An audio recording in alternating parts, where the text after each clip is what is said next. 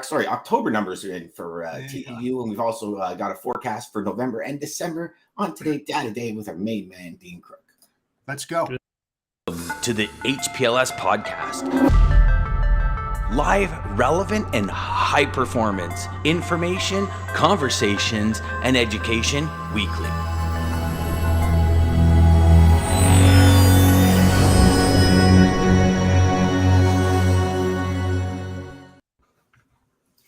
All right, Dean, Jeff, good morning, brother. Good Dean, morning. good morning. Today's the day I think I've been asking almost every week that I've been on with you, Dean, of what's going on and what do you see happening. I'm really excited for today because, after when I first met you, two sentences really changed my opinion of ocean freight and what it is to have the right numbers and data. And the first one was data is the new oil. That you said. And the second one was that over 90% of what we touch on over the road in trucks has actually touched a container first. Yeah. So, across the ocean. And when you said, so everyone should be paying attention to what's happening on the ocean to determine what it like a kind of a flow of process for an OTR perspective. So today it comes with, for me, it comes with like wicked anticipation. That's probably why I didn't sleep last night, because I'm really interested in hearing what we're looking at for November and December and kind of how much it flatlined. Is there still some seasonality peak or what's going on? So, Dean, dive right in, man. It's a fascinating subject. It's the resilience of the US consumer has been absolutely astounding in the last 2 years, or more like 28 months. And it should carry us well through the end of this year. I'm not sure how next year shapes up, but I'm actually writing a piece next week on cargo theft. And one of the biggest stories, the National Retail Federation have done a really good report on cargo theft. It's $100 billion problem. And organized crime, of course, the headline is, I spoke to Scott Cornell at Travelers Insurance, and he said, from a cargo perspective, cargo at rest is cargo at risk. But what he said is people basically steal what they can sell. And this time of the year, it's all electronics. So what they're doing right now, heading into Christmas, is they're stealing whatever it is they can sell based on what people are buying. So it's a huge problem. One of the stories was very interesting. One of the storylines, it said that 47% of cargo theft happens en route from distribution centers to stores. And manufacturers to DC was second. So that part where the trucks are involved in moving that, you're an ideal target for cargo theft. So anyway, that's sort of one of the big things that's come out of the pandemic, is not only the surge in retail freight, but also the opportunity for the bad guys to do what they do best. California, there's been some massive crime rings busted in California and in New Jersey. So I think you see the typical hotspots. And I'm writing this piece because it's holiday season. A lot of guys are going to want to get home. Thanksgiving is a time of year when dispatchers generally go crazy trying to get drivers home. And, they'll start in the next probably 2 weeks tightening the radius of operation and getting trucks closer to home with each length of haul. But it means trailers and trucks are going to be parked, and that's prime time for the bad guys. But the data that I wanted to share with you, Dan, was something I've been watching for a little while. Do you remember back, I don't know, maybe 6 months ago on the show, we said that, I quoted the guy from Georgia Ports, and his name escapes me. My apologies. Georgia Ports Authority. He said that whenever the US supply chain gets over 2 million containers a month on the import side, we get into trouble. Yeah. And it was kind of one of those things, wow, that's hard to prove. What does trouble mean? Well, it's you think about all of this disruptions we've had. We've had, container ships backed up. We've had no space on the docks. We've had fewer ship-to-shore cranes working because they couldn't unload the loaded containers because there was no space on the dock. Carriers couldn't bring empties back because there was no space. Intermodal carriers couldn't get, containers unloaded at ramps. They were grounding containers. Retailers were holding containers loaded on chassis trailers. They were holding 53-foot dry van loaded. I mean, a year ago, some of the big truckload carriers were imposing surcharges on shippers saying, hey, one of the big ones said, we've got 30% of our trailers loaded at any one time and unavailable for dispatch. So this whole supply chain disruption thing has many faces to it. But if you look at the data, some of the charts I shared with you, the latest data for October is just out. Now these are preliminary numbers. Volumes in October look like they're going to be flat month over month, but in terms of where they sit year over year, looks like they're going to be down. Flat, maybe flat to down slightly year over year. These are early numbers. The key point, though, that I wanted to make is that for 28 months, we've been above 2 million containers a month. So I think there was like in 2019, there were 7 of the 12 months where we were over 2 million containers a month. So, but that just followed a normal peak season shipping pattern. We went over 2 million, May, June. Looks like August was peak shipping for imports from overseas. Then it dropped away. Of course, during the pandemic, it absolutely plummeted. But by July of 2020, that's when the retail surge really started because everybody was at home.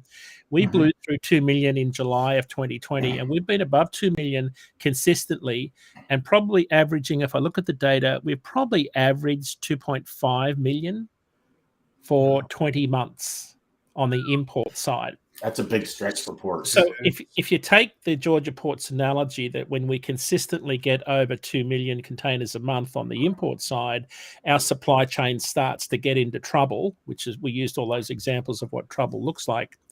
It kind of tells you that our supply chain infrastructure is built around a certain volume and we have trouble scaling that up without maybe we could scale it up, but without the surge, like and all the other things that have sort of disrupted things. The data point I wanted to get to, guys, was the Global Port Tracker by Hackett and Association, which again is free data. It's linked to the National Retail Federation website. They are forecasting. My numbers show me that we're just over about 2.2 million for October. So we're getting close back down to the 2 million mark, down from about 2.5 million a couple of months ago. And they are forecasting for November, for the first time in 28 months, that we'll be below 2 million. So we're heading back down the other side of this slope now. And so we talked last week about supply chain disruption easing. Whenever you talk to a lot of folks in the industry, they say the same thing, that things appear to be getting better. There's more fluidity. The drop in retail imports has allowed a lot of people to clear a lot of their backlogs. Some of the rail ramps in Dallas are, talking about more fluidity. They're clearing their backlog. Things are getting back to normal. So there's a very strong relationship with this. And even though imports don't account for, a lot of truckload volume, because manufacturing domestically accounts for the bulk of it, but retail imports are a big part of it for a lot of us in big cities. So this is an important data point. And I think the report from the NRF said today that it's going to continue to decrease back down to probably below 2019 levels in the first quarter of next year. Don't forget, I think it's late January, early February, you've got the shutdown, Chinese New Year. So there's a 3-week period where manufacturing drops. So March is always, January, February, March are always low points. But I thought that was a significant data point for the first time in 28 months that the Global Port Tracker was forecasting us below 2 million, which tells me that things are returning back to normal. We're sort of doing our annual report for review of 2023, a review of 2022, what's happening in 2023. And when we look at all of our data on the spot market and the load boards and the contract market, it just feels like we're returning to normal.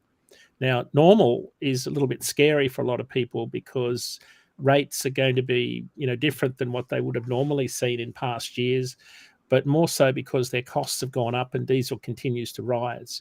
Yep. So that's the rub, right? Is that shippers have never paid more for freight on Jeff's side when he's doing RFPs and moving freight for shippers, because the fuel surcharge is still up around 68, maybe 70 cents, depending on what pad you're using to peg your diesel costs at. So, but rates are coming down on the contract side and the spot market side. But when I just look at everything in the totality of it and go back to, say, 2015, it's just a reversion to the mean. Like we're just heading back to what things would normally look like this time of the year. So now are you talking TEU volume? Like, are we getting back to the volumes that we had pre-COVID? Yeah, we're getting close to that. We're getting very close to what we saw in sort of this time. If I look at my chart, this time in 2019, we'll be about right on the money for where we would normally be. Interesting. So the difference with this year is that peak season this year was in May and June. Remember, we were talking about it on the show. We said it feels like peak season's already here. Because peak season, when you talk to rail carriers, peak season, they would normally say September, I think. And correct me if I'm wrong, Jeff, but September was always when rail operators would call it peak season, because rail takes a lot longer to get freight into warehouses. Trucking would normally follow in the October-November period. But this year it happened, and I think it happened last year the same. There was a pull forward. But this year it was way early. They pulled forward a lot of inventory much earlier this year. So this year has been very flat. And that's led some people to say, well, peak season's a bit of a non-event, which is exactly right. And Q4 is normally a quarter when people are bustling and making pretty good money hauling freight because demand is high and supply is tight. Not so this year. So that's going to have a deflationary effect on trucking rates, I think, for the rest of the year. We expect them to remain flat, is what we're sort of predicting. Yeah. Hey, Dean, one of the biggest things that wasn't mentioned was the warehouse, the disruptions with the warehouse where they couldn't take in that inventory. And you talk about pilfering, putting cargo at risk. Think about the guys that were pulling the freight that couldn't unload it at these warehouses, that had to park wherever they had to, just pretty much opening up the doors for these thieves to go in there and take them. And a lot of these pilfering is inside jobs, unfortunately, because they know what's in those containers, especially, high risk cargo, the electronics, it could be liquor, it could be anything like that. But, a lot of logistics guys, are insisting to put geofencing on these containers so that they can park in high lit areas. They weren't allowed to park in gas stations or anything because of those issues where they couldn't unload. I mean, they were pulling those containers, if you remember, late at night, but the warehouse weren't on 24/7, and they were parking outside until 8:00 in the morning. So same's going on now, right? They talk about opening up the access to the ports on weekends, but shippers aren't open on weekends to receive them. Electronics have always been a favorite. In the article I'm writing for next week, Scott from Travelers talks about red zones. So the insurance industry have well-defined red zones where cargo theft is highly likely. And I think, using telematics and in-cab communication and geofencing, it's hard to believe that somebody could do something these days and steal it. It never ceases to surprise me how they can just take a whole truck, that truck and trailer gone. And truck stops are an easy mark. It's a bit more sophisticated. I was doing some valuations on the load of VHS players. You'll know what VHS players are. In 1987, VHS players were at their peak, and I had a load of them on. And back then, it was worth $2.2 million in today's value. And the guys, the guys from across the Tasman Sea that were loading my air freight trailer, my reefer van through the side door with CD players, called me and said, "We'll give you 20 grand if you want to, roll over and let us steal it." So $2.2 million in those days. You could imagine a load of iPhones today, which would be the equivalent. Well, we used to haul iPhones. We used to haul iPhones. We used to haul micro Xboxes. We used to haul all Dell computer, and we actually had it to a point where a gang affiliation stole a truck, stole a trailer, painted our logo on the truck and trailer. Found out somehow, still don't know, obviously inside, but until you could never prove it. When our guys were coming home, happened to be half an hour before they came home, the security guard at our gate is like, "Oh, they're here half an hour early." Okay. So he pushes the button, the gate opens, and we were full secure, full lit, like 15-foot fences, the works. Opened the gate, came out of the office with paperwork, and got a shotgun butt right to the head. Down the stairs, they snapped his femur and they hung him from a trailer. And they went trailer by trailer, found one, dropped their stolen trailer, grabbed it with the cab, and took off with Xboxes. So there was a trailer here with Xboxes. It was 2.3 million in Xboxes. There was $4.6 million in iPhones on the next trailer. Wow. And they just took it. Yeah, but I was asking. Look at all the intermodal, right? We're talking about the theft, intermodal coming out of LA. Do you remember all those pictures?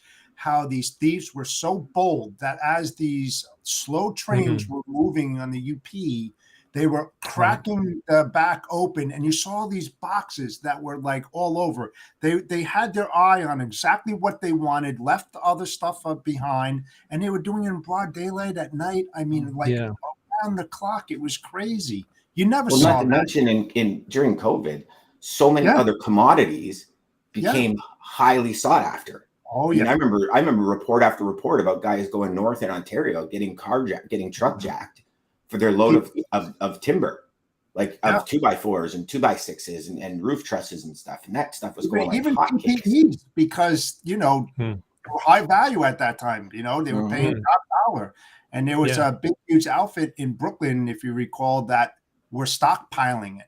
And they were selling it on the side. They found it was just like stealing watches and jewelry and everything. They were stealing PPEs and selling them for top dollar. I mean, who would ever think, right? Well, and that's to that point, though, a lot of the problems for the insurance industry is they don't have a truck or trailer, and they may not have cargo tracking on the actual container itself. So the thing that Scott from Travelers said I thought was interesting is normally you'd see a lot of stolen goods moved domestically. He said we're now seeing an increasing amount moved back internationally, which is really, really interesting when you think about it. If you've got, if you're stealing something that's not trackable. The thing that always fascinated me when I worked for a large telematics firm was that the thieves knew where you could always see the solar panel on the top corner of the van for backup battery powered when it's untethered, but it's always visible. They can just cut that out. They'll just smash it and disconnect that. It's easy to do that on a trailer. A little bit harder to do on a truck. You've got to know what you're doing or find the telematics devices under the dash or connected to the ECM. That's a little bit tricky, but what they would do is typically steal the whole truck and trailer, pull the truck out, have another truck waiting, disconnect the trailer telematics. All this happens within a matter of minutes before the driver's back out of the shower and they're off and running. So, but the whole idea, Jeff, you raise a great point. Southern California has been a real hot spot for theft for high value electronics in particular, according to the guys from the insurance industry. They've been very active in trying to shut that down. I heard similar stories over here in New Jersey. It's been a real hot spot for cargo theft for many years. But the other thing that really caught my surprise was some of the things that were moving. It's not always high value cargo. It's pet food, it's beer, it's food, it's things that people need and use, and you can move quickly. I remember working at Omnitrax. We were doing telematics work for a large company, and one of their big truckload carriers were continually losing pet food. Truckloads of pet food. You think, wow, like that's really. And this was 6 years ago. Think a truckload of pet food is a lot of money, and you can move it quickly. A lot of money. Like I buy pet food, and it's like $75 a bag. Oh yeah, it's not like any kind of special pet food. It's from PetSmart. So you think about it. Even if on the black market, if you're 50% of that, you steal a truckload. That's a lot of dog food. And you know what? Right. You probably on carriers that move dog food. They don't have the added beefed up security like team drivers or checkpoints or geofencing or anything like that. It's dog food. Right. You're thinking who's going to steal dog food? You're not you don't have a a truckload of Microsoft computers. That's why they steal it. Yeah, exactly. And and also I heard, Dean, and I don't know if it was you that told me that 98% of what gets stolen is already sold. Like most of these guys, I'm not sure. Wouldn't be surprised. You'd have orders for it for sure. They cut their PO. Go get it, guys. Yeah, there you go. Cut your PO. Exactly. So what do we see? So we're talking November and December kind of flat. Rates not changing, volumes changing at all, or I think volumes are going to remain flat for the rest of the year. Contract tonnage seems to be fairly consistently in the positive. We're not breaking records, but we're certainly not dropping either. Volumes aren't down like some have reported 10 to 11% year over year. That's maybe volumes are down in the retail sector. But when you look at ton mileage, you look at Jason Miller's Michigan State Index, Michigan State University ton mile index based on 41 freight producing commodities. Those volumes are up year over year, up higher than 2019, 2018, up year over year as of September, I think was his latest data set. So I think overall tonnage is pretty solid. Spot market's obviously dropping, so there's more volume moving on contract than spot. You always got to remember that most of the freight is moving in the contract market. So yeah, I think rates will be flat though, Dan. Rates could have some little more room to drop before the end of the year. They will definitely fall, I think, in January, February, which they always do when the heat goes out of the market. So we'll start to see volumes typically drop too. So the other point that came out of the data from the IHS market data set, the peers database based on October imports, is this coastal shift was still evident. When you look at the coastal side of things, East Coast volumes are up 5% year over year, so it's 5% more containers. Gulf Coast up 19%, and West Coast down 19%. So the shift away from Los Angeles is still evident in the data. We're not seeing anything where there's a reversal of that trend, but that could happen, at any given month. There's some of the data points are really interesting. What does this percentage translate to TEUs? Dang it. Let me see. I can tell you exactly. I've got that number here. Because I think that's something the viewers are going to get blown away by. Yeah. It's like, a 5% increase on the East Coast, 5%. Yeah. All of a sudden you start talking about the tens of thousands of TEU containers that equates to a lot. So the East Coast was 49% of the volume at 1.1 million 20 footers. So it's 1.1 million. West Coast 910,000 at 39% of the volume. Now, normally, Jeff would know this. Normally, it's sort of a head-to-head race between the East and West Coast. There's normally about a 47% share each way. But consistently, so you're talking about 1.1 million containers on the East Coast, only 250,000 on the Gulf Coast. So the Gulf Coast doesn't get a significant amount of volume. In fact, about 10% market share. But there's been a significant shift because at that port level, Houston volumes are up. We've talked about this a number of times. Houston volumes are up 26% year over year. Los Angeles down 25%. Long Beach down 19%. So New York up 3% still. So that coastal shift is still evident, but some ports are doing better than others. Yeah. And then that equates to, you got to think, if you have that kind of a shift, an increase in your port, and then everything around that port starts to constrain. When you're talking your chassis, you're talking warehouses, OTR moves to customers, right? Because they're not used to it. The congestion just moves. That's all. The congestion. I've heard it so many times. When I heard the director speak, the director of New York, New Jersey Port Authority, and they had the same problems that LA had. They really do. They're trying to find warehouse space, and now they got this influx of that shift. I mean, well, Jeff, I had a look at as a shipper. If you get there first, you're good. Like if as a shipper, if you move your freight from LA over to Texas or over into Georgia, and you're one of the first ones to do it for, you're good for the first couple of months, and then all of a sudden everyone follows. You start drawing. Hey, that guy's doing it. Come on, jump on that horse. Let's go. Why all this sort of matters is it's changed where truckload volumes move from and to, because normally this time of the year you'd see a preponderance of freight coming out of the west. That's not the case. It's a very cool freight market for truckload carriers, but places like Houston, San Antonio, Houston, Mobile, Tallahassee, right around to Tampa, where a lot of imports are coming in, really hot markets for truckload carriers. So they're doing particularly well. Jeff talked about a lot of the warehouses. Was it Grand Prairie? Up in between Dallas and Prairie. We were talking about that last week. Yep. I'm going there next week to the Women in Trucking conference that's on in Dallas, and I'll have a good look at that. But one of the things that's come out of the Houston surge in imports, is the amount of volume that's moving to that particular part of the country out of Houston. So there's a lot of truckload carriers run straight up that, is it 35? I can't remember the number of the interstate, but they run straight up from Houston to Dallas, and the Fort Worth market's actually growing faster than the Dallas market because of what Jeff found when he was down in Grand Prairie with all the warehouses that are obviously being built and full. So I think that's sort of the big story. The other data point that I thought was interesting was that China normally accounts for about 46-47% of our imports domestically. Those volumes are down 17% year over year.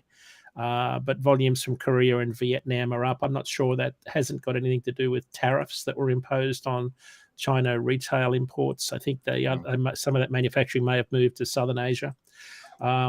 In totality, Asia, Northeast Asia is about 52% of our volume. Southeast Asia is about 13%. To give you a sense, about 10% of our volume comes from Europe each month, but China's certainly the biggest country, followed by Korea and Vietnam, Taiwan, and then Germany rounds out the top 5. So imports are decreasing generally. Imports into the West Coast are dropping. Imports from China are certainly decreasing. And again, this has all got to do with our decreasing dependency on retail shopping for lots of reasons. We've obviously ordered. I remember we talked about this about 18 months ago. We said, and I was totally wrong. I said, clearly we've bought enough computers, desks, furniture, curtains during the pandemic, and 2021 will see a reversion to the mean. Well, not only was I wrong, we spent more we bought more stuff. And of course, all that stuff's in warehouses now. And I can't help but think that the same's going to happen to chassis trailers, 53-foot containers, trucks and trailers, because it just feels like we overreacted and bought way too much equipment to meet this demand that's rapidly evaporating. I'd love your take on it, Jeff, but the fact that it just seems inevitable we're going to end up with a lot of warehouses that won't be full eventually. Yeah, that you remember I said something like that, over the next 10 years, I forgot which article I read, but it's the Prologis one, I said they needed a billion. It was the Prologis one where they 10 million. Yeah, but they needed like a billion more square foot of warehousing over the next 10 years. And when you look back several months, you were like, boy, if we keep on going down the road that we are, and we're seeing this influx, of imports and volume, right, maybe that holds true. But right now, I don't know. But here's the thing, and I don't know if you have the answers to this, Dean, but with this shift from LA to Houston to the New York ports as well as Savannah, how did that affect the truckload where it was before this shift and now with that shift? How did the truckloads, the truck rates go with that? Did you see a huge shift in that because of the high demand and that increase?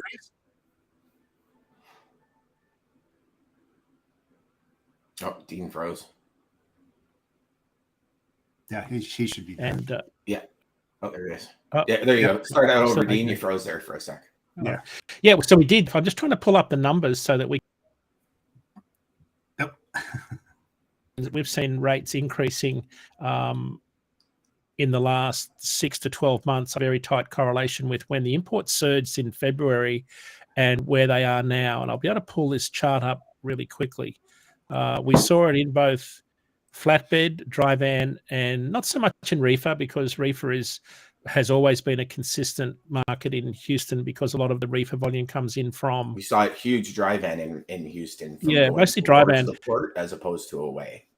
Yeah, we saw Houston is on the reefer side. A lot of that comes from South America. A lot of the dull, fresh stuff comes in there from bananas, plantains. Yep.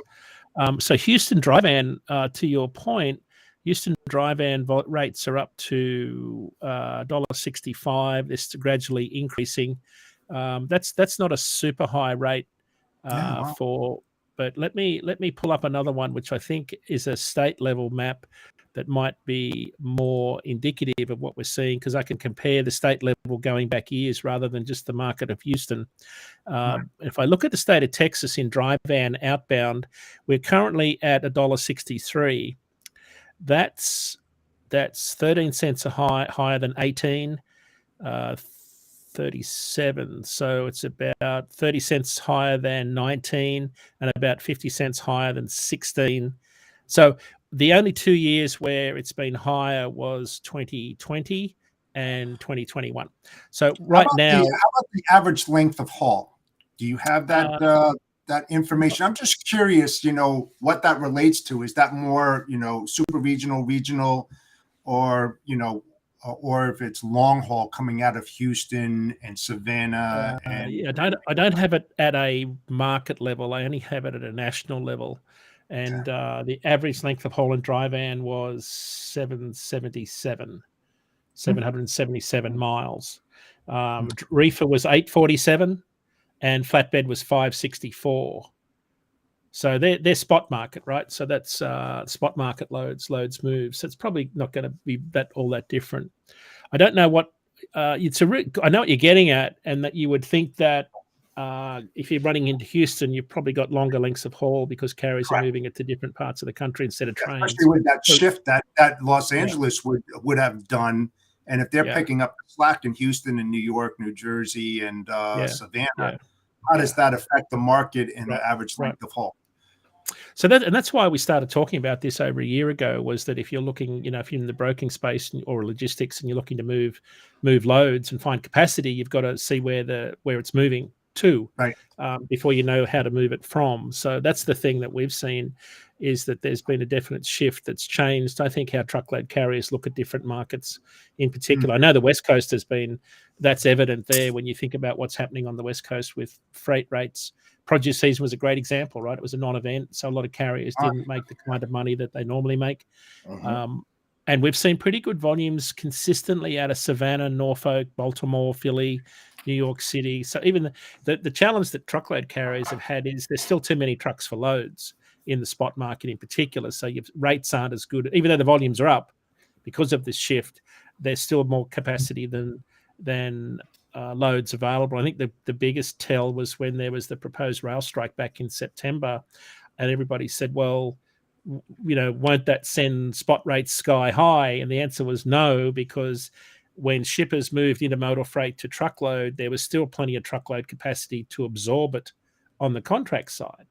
It didn't flow over to the spot market. So there's plenty of truckload capacity out there. We've still got more trucks than loads, and that's going to be, I think, particularly evident, which is good for your buying capacity, right? If you're in the broking space buying capacity, carriers are going to have to really negotiate hard to hold their margins. And, the thing feels that's like giving another 2018 into 19. Doesn't it? And we kind of hinted at that earlier this year. But who would have thought? Grander, but you would think everybody would learn their lesson from that, right? Yeah, right. But who would have thought that this time of year that this would have happened? I mean, historically, when you think about it, I mean, this is the season where shippers are just moving a ton of freight. It's not happening. I mean, it's just crazy when you think about that. And don't forget, we just had was it a record number of new truck orders in? Yeah, you said something about that the other last week. Yeah, I could find the exact number. I was blown away by it, which tells you that carriers are still looking at a pretty good year next year. The OEMs are actually seeing pretty strong demand through the first half. So the question we've got is, yes, new orders, net new orders were up 83% year over year from October. That means the order books are open. Manufacturers have some line of sight now into build rates. Means supply chain's easing. They're getting parts. That's sort of the inference there. But I think I'm cautious about thinking that this will be another 28-19 scenario, because a lot of these new truck orders are going to just replace older trucks that are already in fleets that have been running much longer than they would have normally been. Right. When you consider relative trade cycles. So I think fleets have extended the age of their fleets. They want to get rid of those older trucks, flood the used truck market, and then you'll see. Maybe you won't see a step change in capacity. You'll just see a shift in where trucks go to. You'll see more new trucks come in. A lot of older trucks will go out, but you won't see more trucks added to the market like happened in 2018 and into 2019. So I think that'll be the moderating thing. No evidence of cancellations. I think a lot of carriers are just happy to be able to get their normal trade cycles back. Don't forget, a lot of the big carriers that buy a lot of new trucks have their own used truck divisions. And they need a constant supply of 3-year-old trucks into that used truck market. But I hope they're not increasing. I hope they're not increasing their fleet, because I mean, you've read that they're predicting a soft market coming into the first quarter of next year. I mean, overbuying and you don't have the freight there to move, pretty risky if you ask me. Well, so it's interesting timing. This is a real gamble. but I'm sure it's not a gamble for the guys that run big fleets and know exactly how all this works. But we are probably March, April before the bottom of this current freight cycle, and then we're off to the races again. And we are going through the normal phase where rates went up, capacity was tight. Now capacity is going to bleed off. People will exit the industry. Rates will drop, and then sometime in Q1 we're going to see capacity start to come back into the industry as demand picks up. Like it normally does in the second quarter. We hope. Yeah, we hope. It's a really good point. So that's what we're sort of thinking about the next freight cycle is. It'll be a weak cycle for truckload carriers through Q1 and obviously shippers and cat brokers as well on the spot market. But then the next cycle, the thing we've noticed is that the cycles are getting shorter and the amplitude's higher and lower. So normally you'd think about a freight cycle of being, 18 months to 3 years, going back, previous years. Like this is all happening in an 18-month period. This turn, this is a pretty quick turn. So what we don't know is whether this is kind of like that whip effect from just the ridiculous 2021, or are we in fact seeing the market react more to external pressures? We've got more visibility, more transparency, more data. Does that mean people are making, quicker decisions? On Jeff's side, are shippers going to be doing more dynamic pricing, shorter bids, more, shorter periods of time? Will carriers honestly want to lock in longer contracts so they've got more predictability? So we're in for some interesting times, and there's no question rates are heading down, but diesel's going up, which means we're still all paying a lot for everything, unfortunately. Yeah, well, and I've noticed, I don't know if you guys have noticed, but the last couple of weeks at the grocery store, certain things are no longer available. Yeah. One being romaine lettuce. Right. I asked the guy for 2 weeks now. I'm like, do you have any romaine? He's like, oh, he goes, no. He goes, we don't know when we're getting it. It's like almost impossible to get. And then a head of iceberg lettuce, the size like this big, is like $8. Right. And it's like, holy crap. And then there was a couple of things that I've noticed that the grocery store no longer has. And it's like the section's always empty. And I'm asking them like, oh no, impossible to get. And I'm like, oh my gosh. I've written a piece about this we talked about it on our show yesterday. Like our ANZ trucking colleagues over in Phoenix said that the volumes out of Yuma, Arizona are going to be about 70% lower than what they normally are. So remember, iceberg lettuce is in the tail end of the season out of Salinas, California. They've had a lot of issues getting produce. They've had some disease problems, waterlogging problems, drought problems. So iceberg lettuce has been suffering in that whole Salinas Valley, which is one of the big hot spots. Right now it shifts. We talked about this a while ago. They shift production from Salinas to Yuma, Arizona. That market normally pumps out about 450 loads a day of reefer leafy greens. It's called the winter salad bowl. So when you're talking about iceberg lettuce being short now, if the water restrictions mean less acres planted and lower yields out of Yuma, Arizona, where 90% of our leafy greens come from in winter, that means that iceberg lettuce will probably be even, more expensive if you can find it. So the same's happening with, tomatoes, strawberries in Florida. They've got another storm hitting right now, and we're in the middle of planting season for strawberries. So they were already delayed. Cold weather in Phoenix has delayed the planting of lettuce and spinach over there. So I think the season's going to be later, and the yields will be much lower for reefer carriers. When you take 450 down to 370 loads a day of reefer freight out of one market, that's significant for a lot of carriers. A lot of volume. That rely on that, because you've got a deadhead. There's a lot of commodity inside that volume too. Yeah, hence our discussion not so long ago, Dean, about the idea of vertical farming, right? To pick up that slack. I mean, have you heard anything more about that? I know we had a discussion on that, because of the drought, and they have to figure out another solution in order to provide produce. But I did fly over on the way back from Houston. I happened to fly over Leamington, Ontario, leaving Detroit on Sunday. And of course, Leamington, Dan, and I took a picture because the sun was shining off like a million hothouses. So, and it's like a produce hub. Chuck Snow was telling us about that. It's a real produce hub, because we were seeing a lot of produce moving from Laredo, Texas, obviously Mexican grown produce, to Leamington, Ontario, into the hothouses.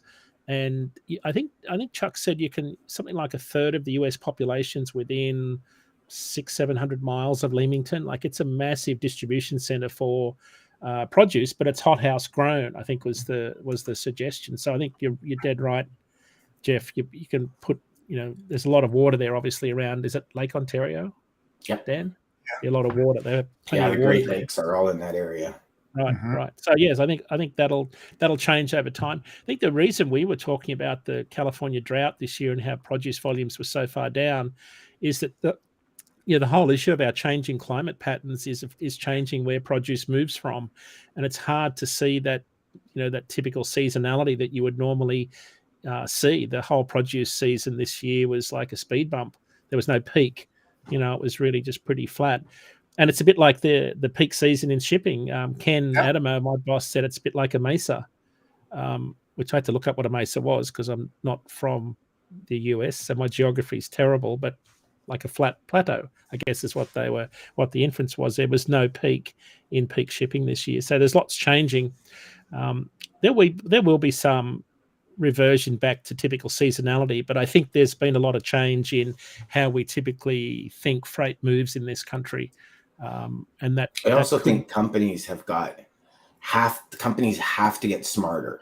Yes, in importing, and I see actually warehouse space easing over the next little bit as companies sell off their stock and say, guys, like, okay, if we're going to order 20, let's order 10 or let's order 5. And, if we see it depleting really quick, maybe, there'll be a gap, but where we don't have it, then we have it as opposed to paying. Because I mean, even just one of our friends worked for a company. He had 1.3 million square feet of warehouse space that he never had before. And if you start looking at just those sheer numbers, to me, that's like all your profit out the window, right? Because you have no more sales. Your sales haven't skyrocketed by 6.7 million a month, right. But you're spending what, $1.87, $1.65, $1.23, 97 cents, depending on where your warehouses are per square foot at 1.3 million square feet. So immediately, even if it's $1, your company's at 1.3 million bottom line every month, plus increases in shipping, plus. And now, everything's kind of gone status quo when it comes from overseas in it's kind of back to this normalcy that would come with 31 days, and now you've got all this work. I think companies are going to have to pay attention to that coming very soon. So the data point that kind of supports the changes that we're seeing, and there's a real whiplash effect going on from the massive explosion of housing demand and retail sales that we saw last year. One of the ones that really shocked me was, normally this time of the year, sawmills ramp up production to build up inventories over winter to be ready for next spring sales and building activity. West Fraser Timber, the largest company in your country, Dan, West Fraser Lumber, I think it is, they announced the closure of three shifts at 3 sawmills. So what they've done is they took about 250,000 board feet out of production just last month. And part of the reason is if you look at lumber futures, they dropped to $432 today on the Chicago exchange. So that's a lumber future is a 90-ton rail carload delivered in Prince Rupert. That's about 5 truckloads of lumber is a rail carload. So it's $432 per 1,000 board feet is the price of lumber today. Remember, in start of this year, it was 1,329. I'll tell you, our lumber hasn't decreased in price by that much. Not at the retail outlets, right? So here's what found out. Hey, I'm paying for it in our renovation at home. I'm looking at this thinking, well, I'm not seeing it at Lowe's because they bought their lumber when prices were higher. I get all that, but what the West Fraser folks said was very interesting. They're talking about closing sawmills because they can't afford to operate at these prices. So we've gone from this boom to bust, where sawmills are now talking about closing down because lumber prices are so low, which you wouldn't have if you said that 6 months ago. You would say it's not possible. And this is why it's a data point I'm watching, because that just means that flatbed demand is going to be even lower in the coming months. On top of that, new housing starts are about where they were in October of 2019. So we're building about 930,000. So they're going to get more expensive. So they'll get more expensive. So, I mean, this is a precarious time for flatbed carriers, because it's generally the quieter time of the year as it is. You won't see peak volumes start to ramp up until, March, when you see steel and machinery start to move in significant numbers heading into the spring. So that's why you're seeing flatbed rates just absolutely dive. Like, they are really dropping, and there's going to be a lot of capacity in that market that'll be looking for work. So again, just to sort of reiterate some of this whiplash effect that we've seen. I'll just quickly look at the 5-year. Yeah, so we're seeing a reversion to the mean. Okay, so because I knew you were going to ask that, at $432 per 1,000 board feet, that's about where it was all the way back through 2018, 2019. So we had, if I go back, max, what have I got max here? So I should be paying $1.10 for a 2x4 instead of $4. Yeah, right. So if I go back to 2013, the price of lumber is sort of going to average about 300 per 1,000 square board feet. So hopefully that means that lumber prices return to normal for us, all of us, and stimulates maybe more building next year. We shall see. Interest rates will be a big part of that. That's a lot to digest today, gentlemen. Yeah, a lot to digest. There's some serious data we just got covered. Yeah. Hey, the other thing, I don't know if we could quickly wrap up, but the other thing is we've seen road closures already. Winter is already in the upper tier of the country. Even those of us that drive to and from work in a motor vehicle have to get ready for winter, right? That means the clothing, you're going to get stuck on the 401 for sure, which means you need plenty of warm clothing, all the stuff you need in case your car stops and you break down or you run out of fuel. Truckers in particular, I'm putting out a piece next week on how to prepare for winter based on what the top tips are from truck drivers, what they've got to do for their own person, for their truck, for their trailer, right down to, carrying a bag of kitty litter so that you can throw it under the tires when you get into an icy patch. Little tips as well as safety. I mean, look at all the accidents that we saw. Right. Horrific accidents up in the Michigan area and Indiana and Ohio, where you saw just all these trucks tipped over and just smashing into each other. I mean, guys got to be careful out there too. I mean, it's really bad. Don't get me started on CB radios. I didn't say that. I knew what you were heading towards. Get a CB radio. That's how you communicate. Guys, listen, up ahead, man, there's trucks crash. Okay, why don't I just start slowing down? Instead of coming up over the crest and going, are those red lights? Yeah, I mean, they come hauling ass at 50, 60 miles an hour, and, all of a sudden they have to hit the brakes, and at 44K, you ain't stopping. You're not stopping for about a mile, man. You're just going to go right through like bowling pins. Yeah. There's a lot of distraction out there. Everybody's got to have their head on a swivel when it comes to driving. Truckers are, no saints either. They make a lot of mistakes and do a lot of crazy things, car drivers in particular. So those four-wheelers are just our drivers. Four-wheelers are also our customers that we haul freight for. So you've got to be... Exactly. We'll keep that for TikTok posts for the. Yes, exactly. Yeah, because I mean that's important. Truck drivers also have to get time for their TikTok posts and stuff. So, exactly. Hey, there's priorities here. Dean, thanks for being here again, my friend. Thank you. An awesome episode. Thanks, Jeff. And we'll see everybody all right tomorrow. Yep. Centurion Trucking. Our motto is people before profit. Today's market requires more transparency, consistency, and focus on what our clients need to win. Centurion Trucking and American Logistics are poised to help their clients achieve and surpass their targets. If you're looking for a team that honors your needs, dreams, and aspirations, then get a hold of Daman at American Logistics or Centurion Trucking and start